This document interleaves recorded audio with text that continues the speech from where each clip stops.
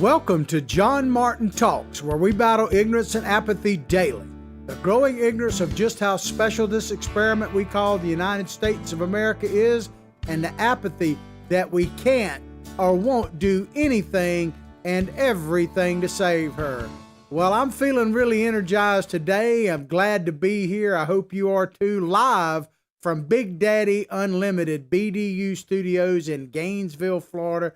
They're one of our sponsors. Check them out. Go to our sponsor link, which is in the opening credits, so to speak, the opening description of our Facebook post. You'll see the sponsors page. Go there and check it out. Big Daddy Unlimited, for anything to do with the Second Amendment, from guns and ammunition right down to tactical gear, and a lot of it shipped right to your house. So check it out. You'll be helping yourself and helping me. But we got a great show for you today. We're going to start with a story, an opinion piece in Politico, where this gentleman writes a very interesting thing about Joe Biden. And the title I've given it is "Media Favoring Biden by Ignoring Him." He kind of asks this question and makes some statements that I think are pretty interesting. And then the teachers have been threatening and to go on strike in several key places, among them Florida. And so we're going to have an article about the teachers union and the president or the head of the teachers union threatening to go on strike around the country. And we're going to talk about that. And then there's some fascinating news coming out of India. Apparently, herd immunity is developing in India's slums and in Mumbai. And we're going to bring you that because I haven't heard this anywhere except, I guess, what you would call alternate right. And I don't mean alt-right, but alternate viewpoints. And we're going to do a Breitbart article on that and bring you some information that you probably, quite frankly, won't hear anywhere else. And it might actually be banned in some places. And we'll talk maybe a little bit about what happened yesterday on Capitol Hill with the tech giants and everything else. Well, let me just address that briefly, very quickly, before we actually get into it, because I know a lot of people watch that with anticipation. I know we're obviously on Facebook Live and YouTube right now. You can check out our YouTube channel if you hadn't already. Spell it out, John Martin Talks. Of course, we're streaming on not only on the Facebook this morning of America's Voice News. Howdy, how are y'all? Glad to be a part of your morning. But we're rebroadcast as a late night TV show on their streaming channels. You can download free apps on iPhone, Android, Apple TV, Roku, Fire Stick. We're on Dish Network channel 219 and the Pluto Network, which I watch myself quite a bit. So it's kind of entertaining. But a lot of people, so I say all that to say that we're definitely a part of social media, a growing part, thanks to people like you that are watching us. And so a lot of people have asked me what my view is on what was happening yesterday and all of that kind of stuff. And I'm not going to get too in depth into it. And this is the reason why. I don't see anything coming out of it. I wish I could tell you that, oh yeah, YouTube is going to see the error of their ways and they're going to put that video of those doctors back up and all that. I just don't see it. And I watched quite a bit of it yesterday. I'm not going to play you any video from it because it's kind of like this Durham report, that is supposed to be coming out. We know the Democrats are guilty. We know the report is just going to tell us to what depth they're guilty. I mean, we all know that. But do you really expect? I know you hope. There's a difference between hope and expectation. I know I share your hope. I don't know if I share your expectation because I have hope that heads will roll. My expectation is that nothing will happen because I've seen no evidence that the rats want to prosecute the rats. Same thing with this YouTube, Facebook, and Google. Of course, they're basically connected with YouTube. They're the same company. And then they had Jeff Bezos there of Amazon who kind of just sitting there. All of this was like remote viewing and everything. But I don't have a lot of hope that anything's actually going to come out of it. I just don't. I mean, pretty much most of those members up there in both sides of the aisle are taking big campaign donations from these folks. Check it out.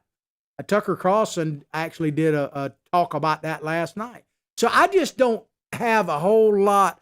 I have a lot of hope, but I don't have a whole lot of expectation until we actually see something happen. it's much to do about nothing, because kind of like the Durham report, where we know that a lot of the Democrats and progressives are guilty. We know that the extent of is what we, and I'm not trying to say they shouldn't release the Durham report. I just don't expect a lot of people to be doing the perp walk. I just don't see it. And the same thing, we know, I mean, is there anyone that doubts that social media is restricting conservative viewpoints? Heck, a lot of you who, and I don't mean this in any kind of put down, but a lot of you, your only reach is your circle of friends. And if you put conservative stuff up there, you're getting smashed. So imagine how people like myself, who have a growing following, thanks to you, by the way, are getting smashed. That's why I always say, you know, I half jokingly, but I'm pretty serious. I want to always acknowledge old algorithm. Algorithm is the most powerful dude out there.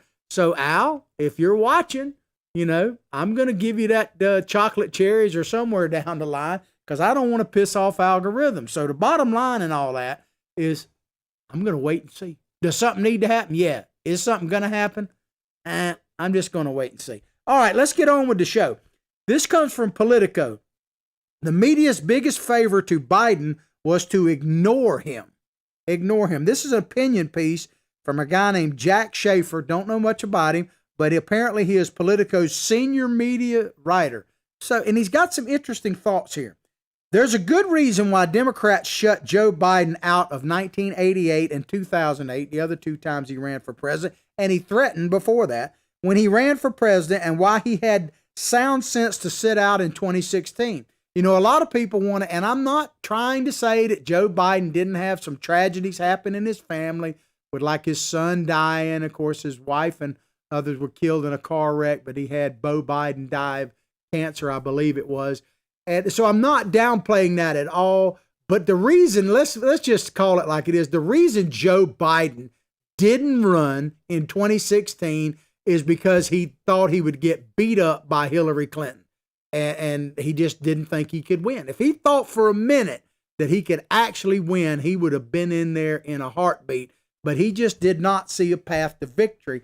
And that's why, I mean, you can say all you want, but he is a political animal for sure. And he would have run had he thought he had a chance to win. But it said in the sound sense to stay out of 2016 contest. He rambles talking about Joe Biden. He rambles, he plagiarizes, and he flip-flops.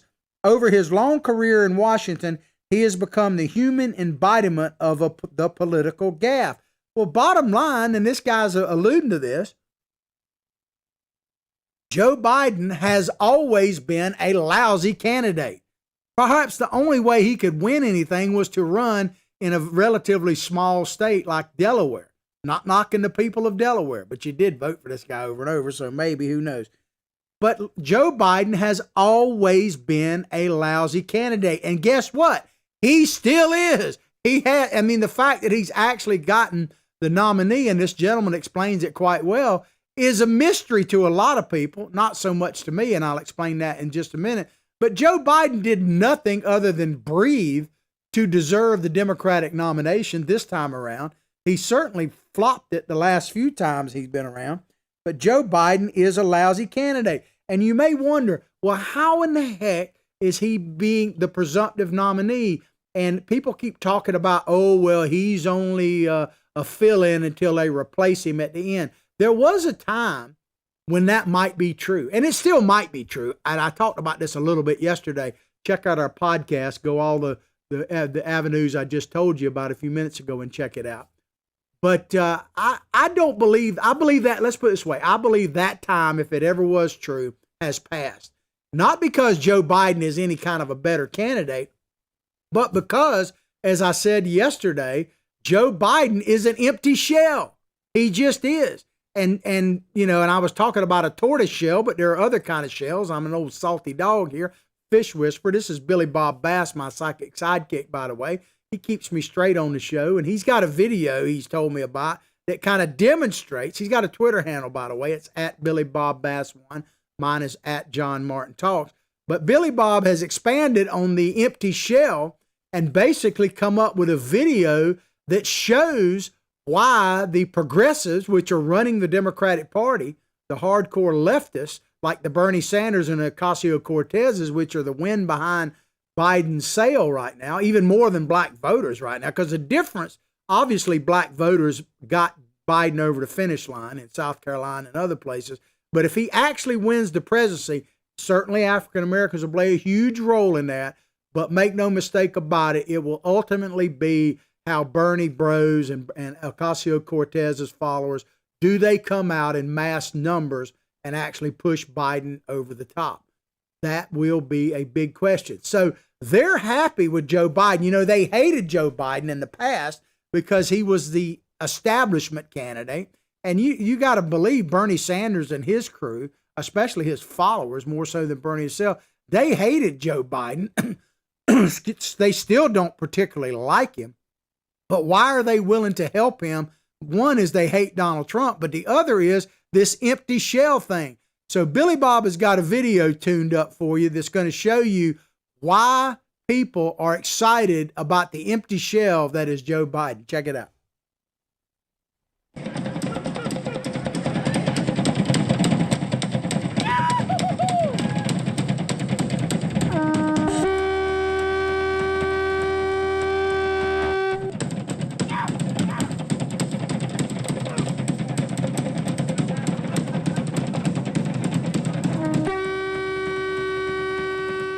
There you go, baby. They're pumped up about Joe Biden because they can blow whatever they want to in that shell and it'll come out. So they can blow in there, defund the police or redirect the funding and it'll come out. They can put in there free for everything, free medical care for illegal immigrants and aliens.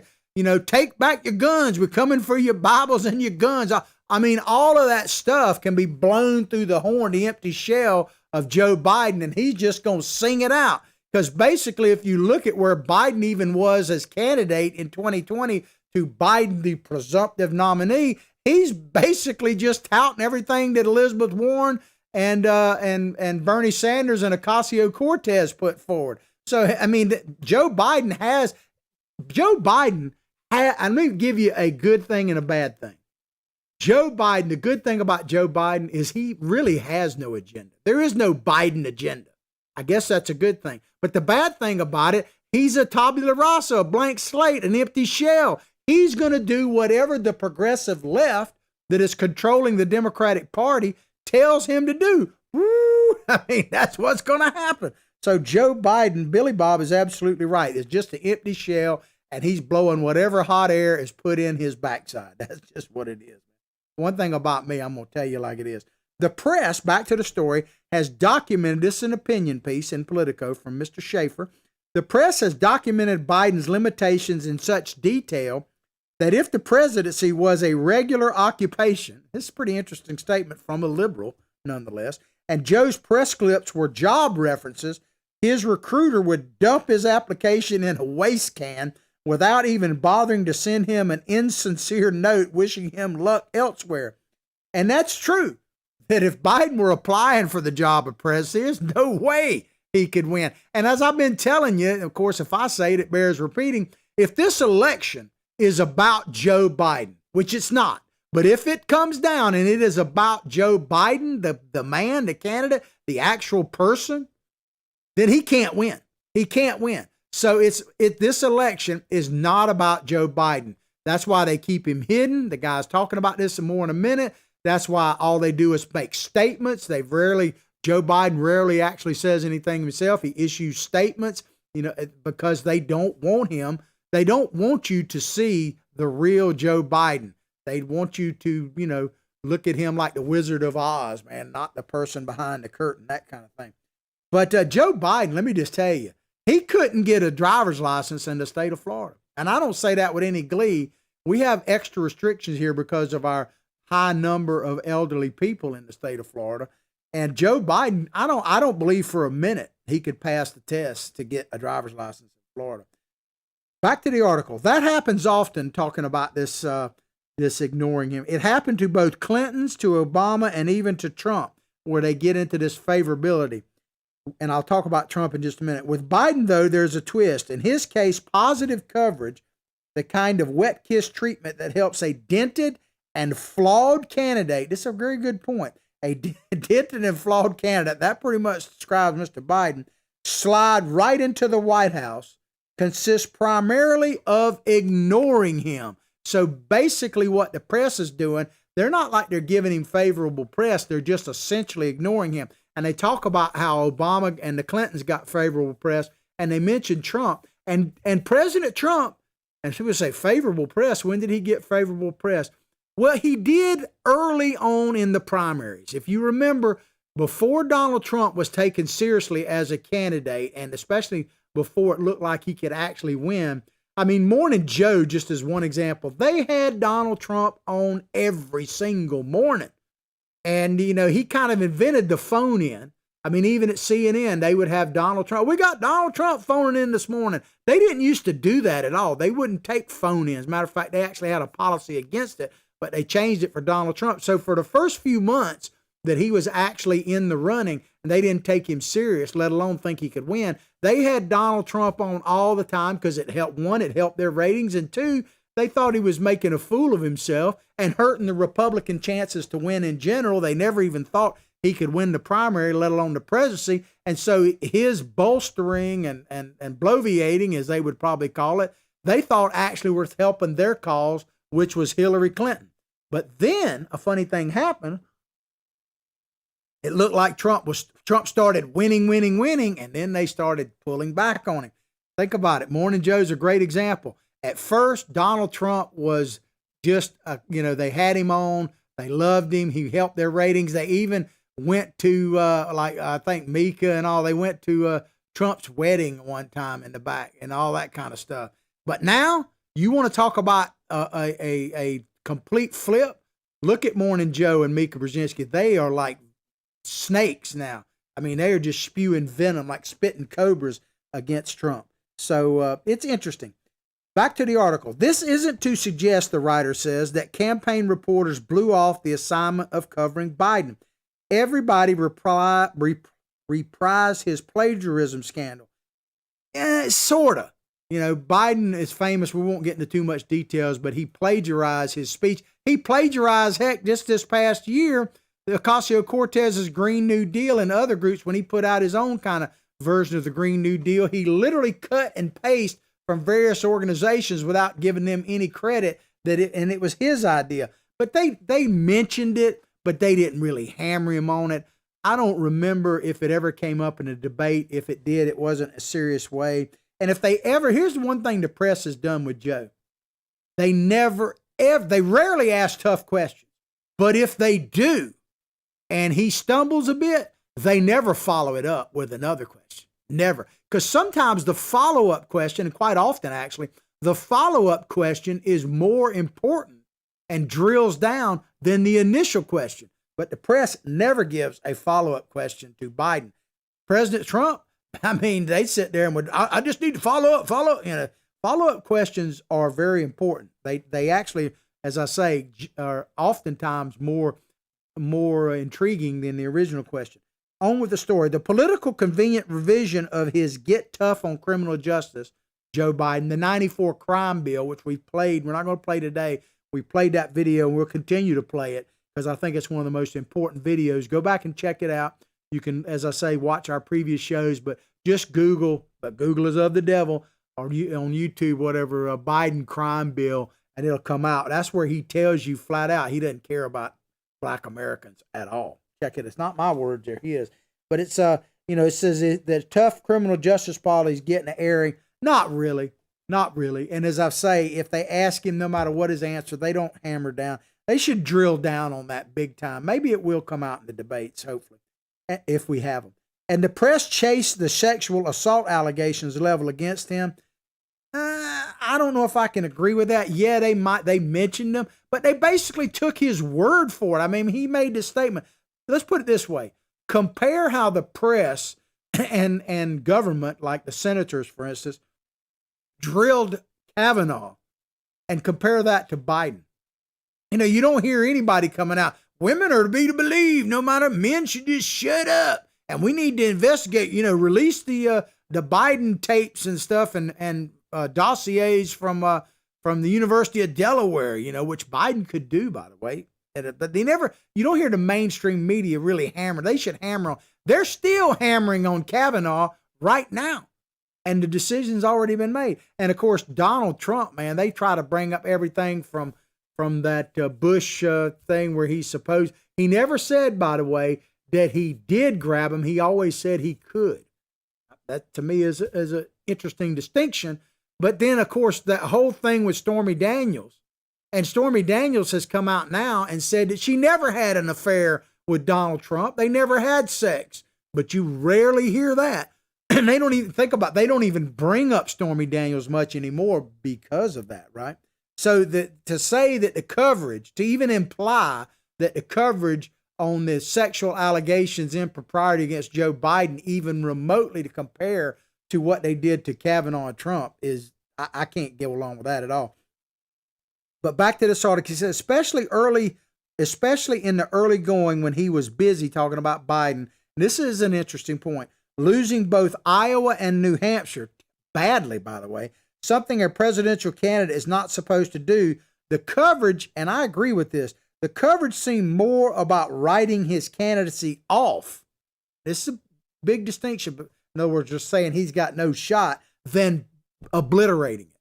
And that's a good point, because they did not hammer Biden to the point that his candidacy was obliterated. They basically just said, Joe Biden. Remember the coverage of Biden after Iowa? Basically, he's done. And New Hampshire, even more, he's done. And this writer actually admits that later on that even he thought Biden was done. But think about this with Biden. Was he ever questioned about Ukraine? Really? Was he ever really questioned about Hunter Biden? You know, Hunter Biden did that one interview on ABC. He did so bad that his name never came up again. Republicans try to bring it up. Of course, I've brought it up. And one of the reasons that I think that the impeachment process was moved out so quickly through the Senate is because, and they didn't demand witnesses totally. They talked about it, but they ultimately did not demand them, is because if the Democrats got Joe Bolton in, the Republicans were going to get Hunter Biden in, and maybe even Joe Biden himself. And the Democrats absolutely did not want that. So they dropped it. I really believe, that's why I don't have much faith in Washington, D.C. on either side of the aisle, because ultimately the swamp rats look after themselves. And I'm going to tell you right now, and not all Democrats fall into this. Not all Democrats fall in this category, but not all Republicans, but a good chunk of them are just waiting for Donald Trump to be done, whether it's this time or 4 years from now, which he'll absolutely be done, right? They're just biding their time because they know that they hope that Donald Trump is just a one-off, as the English like to say, and that his kind will never rise again.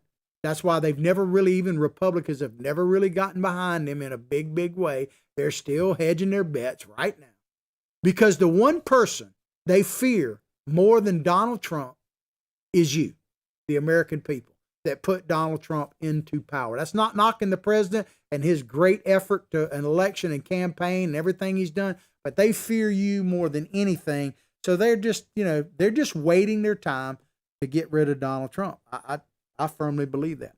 For much of his political career, talking about Biden becoming vice president, Biden was regarded by the press as a doofus. This guy's actually right. This guy's a liberal. What he's saying is true. A beamy boat that sat high in the water and took up a lot of space, but wasn't very swift. And you think he's better now? I doubt it. The best thing that ever happened to him besides winning a Senate seat from the Hamlet, he's pretty harsh, the Hamlet of Delaware, was the day Barack Obama picked him as his running mate.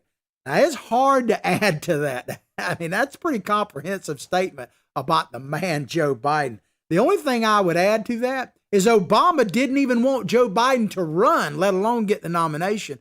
Remember how, there's plenty of stories. Politico actually broke one in the beginning that Obama did not, and it's been pretty well accepted even by Democrats, that Obama did not want Biden to run, let alone win. And think how long it took Obama to actually endorse Biden, even down the stretch, even when it was just him and Bernie Sanders. Obama stood on the sideline. So to me, that's pretty interesting still. The greatest political advantage of being vice president is that because you are so powerless, and they're talking about vice presidents in general, although I think Pence has been one of the better vice presidents, and President Trump has certainly empowered Mike Pence in many ways. So powerless, the little blame can be sourced to you during your time as the president's mannequin. Biden's press honeymoon got an extension when he declined, this is an interesting point, declined to contest Hillary Clinton in 2016 for the leading role, providing reporters with an empirical evidence of Biden's savvy. So he was smart not to do that, run against Clinton. And I think they're right about that. But the strange new respect that Biden had worked so hard to acquire vaporized when he entered the 2020 campaign. So they're saying that Biden was not given a pass. I don't know if I agree with that. One thing I will agree with, Hillary would have chewed that dude up. She couldn't handle Donald Trump, but she would have chewed Joe Biden a new one. And, you know, she is certainly not afraid, because keep in mind, Hillary Clinton was the one that started the birther issue. It was not President Trump, but you only hear that at places like here at JMT, which is why you need to tune in. And I greatly appreciate that. People are always asking how they can help our show. There's like 3 or 4 ways. One, certainly watching it, liking it, sharing it with others. Join our YouTube channel, give us some views there, subscribers. But check out our sponsorship link. It's more important. We're on the verge of expanding our show, and we really need your help to do that. So check out our sponsorship link. Go to the description in the Facebook page and our description of the show, and you'll see a link to our sponsors page. Check it out. We certainly could use your help. But it says here, Biden, talking about Biden, returned to his old bumbling ways, but gaffing has become so integral to his personality that he doesn't apologize for it anymore. That's true. He says, I'm a gaffe machine, he conceded in December 2018. Says some columnists, yours truly, talking about this writer, wrote that, yours truly included, wrote that he was too old and scattered to be president. That's, and my thing is, if true, and there were a lot of people, if you go back to the coverage of Joe Biden going into Iowa, especially coming out of Iowa and New Hampshire, the mainstream press was basically saying, this guy's got no shot. He should drop out. They were afraid that Bernie was going to win, and, that they wanted Biden to drop out, people to consolidate around somebody like Kamala Harris. I mean, that was really what was going on. Remember when she attacked Biden, she was vaulted to the top, but she was not able to hold it. So I would ask this writer something that I would ask Kamala Harris, who apparently is the leading choice for VP. Are you supporting Biden now? So you're basically, this reporter is basically saying that Biden is washed up and old and too crotchety and out of it, basically. He might as well say the man has dementia, because he does. It's pretty evident. But I would ask the reporter, Mr. Schaefer, are you still supporting Biden anyway? Because I would be willing to bet you are. And what about Kamala Harris? She basically called Biden, she challenged him more than anybody else. Not that he was really seriously challenged, because people just kind of wrote him off. And she brought him down a few notches with basically calling him a racist and pointing out that he worked with white supremacists, who happen to be Democrats, by the way, all the time. I love how the latest thing I've seen on that is they bring up some Republicans that Biden worked with. But you go back and listen to what Kamala Harris was attacking him with. He was working with Democrats who were white supremacists, not Republicans. But now, of course, Miss Kamala Harris is the leading candidate and poised to be the next vice president of the United States, which might make her president. Heaven forbid. All the lefties running for president canceled one another out, according to this writer, and that's probably true. And Biden being the candidate closest to being a centrist, it may be true, but as I told you many times over that 2020 Democratic primaries, that whoever came out of that was going to be the most hardcore leftist ever. And now not only is it true, but Biden has admitted just the other day in that presser he did that if he's elected, he'll be the most progressive president ever. Of course, who said that first beyond me? Bernie Sanders said it, blew in that horn, and all of a sudden Biden put it out there. Empty shell, I'm telling you, man. So I don't know if Biden's truly a centrist anyway. Sort of won, and the writer says that Biden sort of won the nomination by fault. Well, something I hadn't talked about in a while. Biden basically floated to the top like a bloated dead body. And the Democrats were drowning, man, in a sea of Bernie Sanders. They didn't want Bernie Sanders to win because they thought that would not only not make would make Donald Trump win, but would destroy them down ballot. And they hoped that if anything, that Biden, they didn't hold out a whole lot of hope that Biden could actually beat President Trump when they got behind him in the primaries. But they thought he could at least hold on to the down ballot issues. That was a big reason. So he was like, when you're drowning, you will cling to anything, man. Let me tell you. As he swept through the primaries, it looked like the worst case scenario for Biden. The press would actually have to cover him again. Well, that's true. But the last debate that they had, go back to that CNN debate between Bernie Sanders and Joe Biden. That showed me two things that came out. I came out with two conclusions from that debate. One of them is that Bernie Sanders was never serious about winning the presidency. And I say that with firm conviction. Not even talking about his policies. The man, I'm talking about the man, Bernie Sanders, never seriously ran for president. And a lot of you Bernie brothers, well, I'm just telling you. All you got to do is look at the fact that he had one last chance, and he was still very much in the race. He had one last chance, and that was to take on Biden. He had to knock Biden down a peg or two, and he absolutely refused to. He did not. Now, you could say, that makes him a class act, and maybe it does. But what it absolutely shows is that he had no shot to win presidency, and he didn't even try it. Because I guarantee you, flip it over, if it would have been Hillary Clinton in Bernie's place and Joe Biden, what do you think she would have done? Right? Bernie Sanders never intended to win the presidency. You Bernie bros have been sold out from the very beginning. And the second thing I took from that was that the media hates Donald Trump so much, and this is kind of invalidates a little of what this writer's talking about. The media hates Donald Trump so much because they didn't ask a question of Joe Biden, really. That they gave Joe Biden a pass all the way through. Once it looked like that Bernie was dropping out, which basically even though he didn't announce it, his actions announced it on that debate stage. They gave Joe Biden a pass, and they've been giving him one ever since. Not because they think Biden is going to make a great candidate or president, but because they hate Donald Trump so much. He's the only, floated body floating by. And now that he's an empty shell or a tabula rasa, a blank slate, hey, they can live with that because they can pump in whatever they want. As he steamed toward becoming, talking about Joe Biden, the Democratic presumptive nominee, the press corps prepared themselves for another Biden crack up, but then Biden became the only lucky man of the pandemic. And this is so true, as COVID-19, the number one story of the year, dominated his candidacy from the spotlight. That is very true.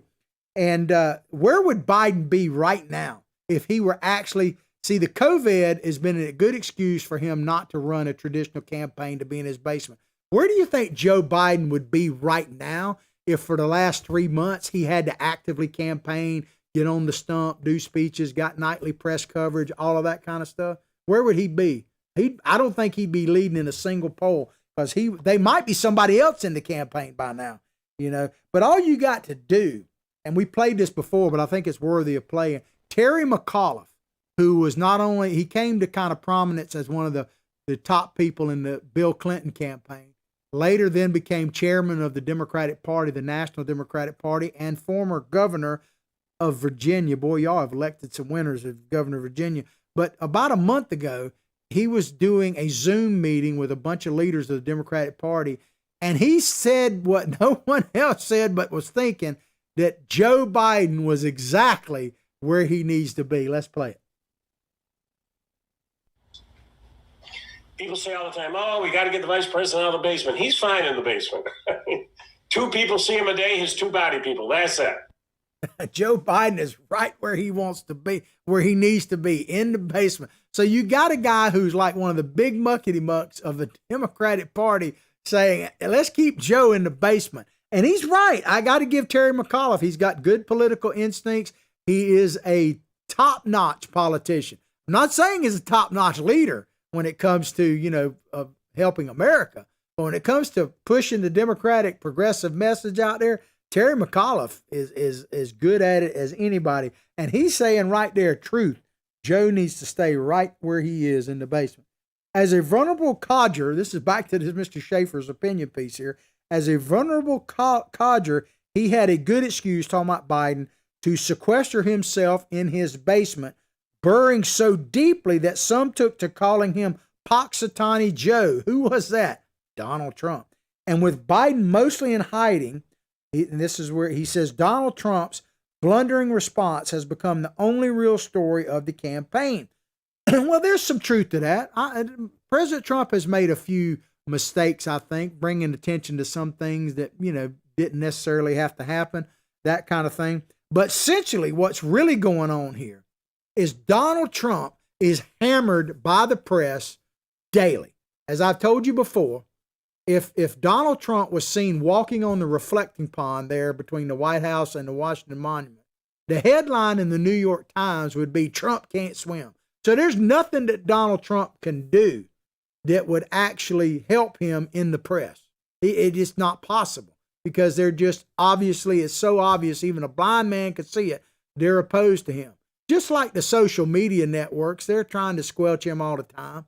Everybody knows that. I talked about that at the top of the show. I'm just not convinced that what we saw yesterday is going to change anything because no one really has the cojones to take on algorithm, that works for everybody up there, YouTube, Google, and Facebook and all that. I mean, I just don't see anybody willing to take them on. Not only are they not willing to take them on, but they're taking the money. The bling bling right here, man. They're making it rain. Google's making it rain on a lot of Republicans. So I just don't see it. I'm not going to hold my breath. I'm going to wait and see. But the press hammers Trump on a daily basis, nonstop. Joe Biden, on the other hand, gets a total pass completely. And let's use something like Google as an example.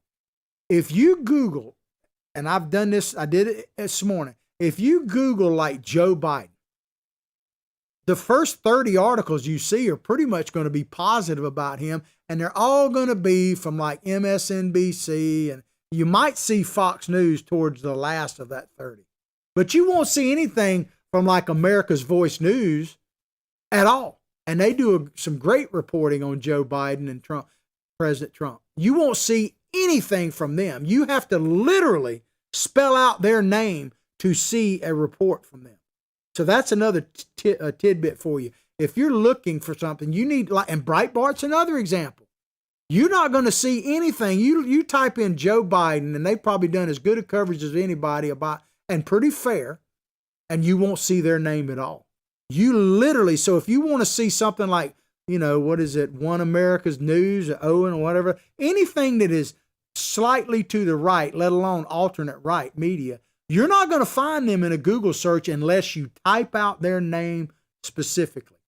That's just a fact. I don't see that. And that is by intent, by design, and they set their software up to absolutely do that in Google and other search engines as well. And so some people say, well, you need to use like DuckDuckGo and all that kind of stuff. And I'm not putting an opinion on it one way or another. But let me just tell you, and I heard the guy, Alex Marlow from Breitbart, I got to give him credit where credit is due. He brought this up on Tucker Carlson's show the other night and on his own radio show, that it's one thing to reach your base of people, so he's not worried about the base and hopefully like our base of followers. I know you're listening, loyal people, we're growing every day. Thank you for all you're doing to promote the show. But how do you reach new people that are maybe not be dyed in the wool Trump supporters or conservatives, but maybe they are, legitimately on the fence or just looking at it for the first time? They're going to Google. They're not going to go to these other search engines. Because they don't even know about them. So they're going to Google it. And then they're going to be directed to MSNBC or something like that. So to just say that we're going to try to compete with the Googles, the Facebooks of the world, I'm for it. I'm with you. But it's not going to work in a vacuum. It's just not. They're too far ahead. And so there's going to have to be some action taken to break them up because they have become total monopolies. But I don't see it happening, not right now. And when it happens, we'll report it. It's not going to happen as long as they're taking money from them. That we know. From his lair given the gift of almost total media invisibility, Biden has commenced spanking Donald Trump in the polls, if you believe them. And that's another thing. They put in polls up there all the time, trying to dishearten you Trump supporters. The press, as always does, has followed the sense of the polls and the coverage. So once the polls say they feed on themselves, the press feeds on them. That's true. And presenting Biden as the likely winner. Now, that's an understatement, really, because if you follow what's happening with the media combining with the polls, they basically are making the case that Donald Trump, he's considering just dropping out, or he should drop out, and all that kind of stuff. Don't believe any of that for a minute. All right, we're going to move on to our next story. But basically, we need debates, man. We need debates. I'll read this one paragraph, and I'm not convinced that we're going to have them, by the way. We're going to have to demand them. But this last paragraph of this story kind of sums it up. It says, but don't worry, part of the strangeness of strange new respect is that it is never permanent. So this idea that they're going to stay behind Joe, never permanent. But listen to this point he makes. Should Uncle Joe be lucky enough to win the White House, the press corps will instantly rediscover their original view of him, and America, sorry about that, will wonder how he ever got there. So if Joe Biden actually wins, then America's going to wonder how he ever got there. That is scary true, by the way, which is why we need to wake up right now, because Joe Biden could actually win this thing. And as I've been warning you, I believe President Trump is going to do his part. And I understand that you out there who are diehard Trump supporters are going to go through hell and high water to vote for him. But what you got to do is campaign for the man, like my old daddy used to say, like he's 2 votes behind, and the next 2 people you see going to put him over the top. That's what it's going to take to push President Trump over the top again. I firmly believe that. All right, let's talk about these teachers. Weingarten, this is a Politico article as well. Weingarten, she's the head of the largest teachers union. Teacher strikes possible in Arizona, Florida, and Texas. Teachers in states like Florida, Arizona, and Texas are the most likely to strike in protest unsafe working conditions amid the pandemic, union leader Randy Weingarten warned Wednesday. So I'm with you, Ms. Weingarten. If you don't want to work, that's okay, but no pay. That's what I say right now. If you're not going to work, we shouldn't be paying you anymore. That might end the strike right there. But they're doing all this for the children, of course. She said if governors and local leaders reopen schools in places where coronavirus cases are spiking without first containing the spread or meeting demands for safety measures, teachers can't surrender in negotiations leading up to the start of the school year, said Weingarten, who serves as president of the American Federation of Teachers. And so they're doing it for the children. I love this part right here. Weingarten said, you can't say at the end, talking about these negotiations, okay, I just give up. You have to actually be true to your convictions. And if that means a safety strike as a last resort, that's what it means. If you believe that the safety and health of people are really sacrosanct, then you've got to be able to sacrifice it. So they're talking about striking in Florida, Texas, and Arizona. 3 states that are critical to Donald Trump's victory. You think that's a coincidence? You really believe that? I don't believe that. Of course, they're doing it for the children, man. She says here, so if leaders refuse to resort to remote instruction in areas with high levels of community spread or positive tests, you're going to see a safety strike there. As I say, doing it for the children. Locally here, private schools, like where my granddaughter goes, a place called The Rock, it's a Christian school, they're going to be open in a couple of weeks. And they're already kind of open now. I was there yesterday. Hundreds of kids going around. They're doing a daycare thing, a basketball camp. And they're doing safety as best they can. But I didn't see any of the adults look like they were in fear. Maybe they got faith. I don't know. But here's something that Donald Trump should seize on. He should really be pushing. I know he's for it, but he should put it top in his campaign right now, I think. School choice. And especially push it to these minority neighborhoods. School choice would not only be great for neighborhoods, but it would break the back of these teachers' unions, which only really care for themselves. There's no evidence, by the way, that children are transmitters of this disease. There's been studies, there's virtually no evidence that children are likely to catch it from adults or pass it on to them. But you don't hear that anywhere else. All right, we only got about 2 minutes left, and I want to get into this last story because you probably won't hear this anywhere but on Alternate Right Network. And it's a Breitbart story. I want to thank Breitbart for investigating this type of stuff, or having the courage to report it, because they're under all kind of censors, as we are too.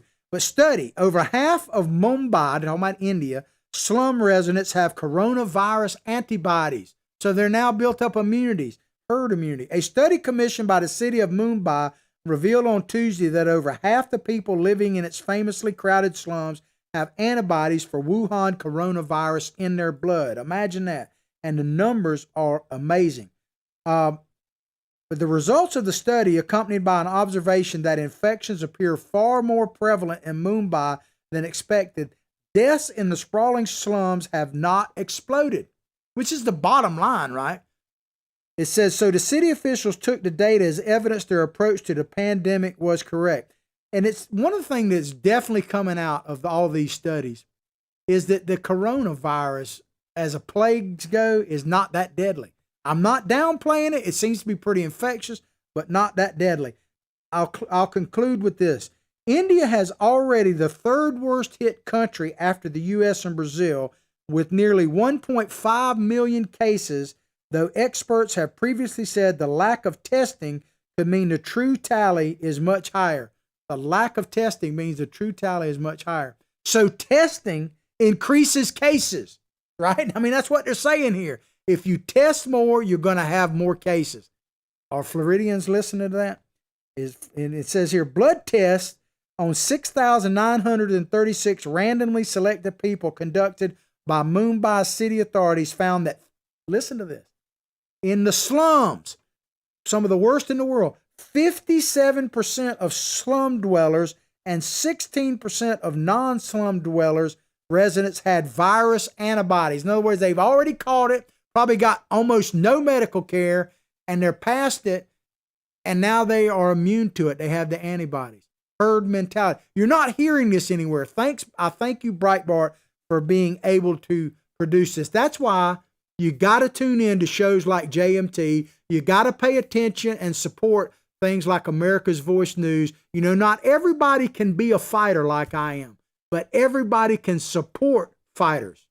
And that's what we need you to do. Hope you've enjoyed the show as much as I've enjoyed bringing it to you. Please go directly to John Martin Talks Facebook page, like it, share it with others. I'll pray for your family. You pray for mine. Check out our sponsor link, as I said, in the description of the Facebook. Big Daddy Unlimited is our main sponsor.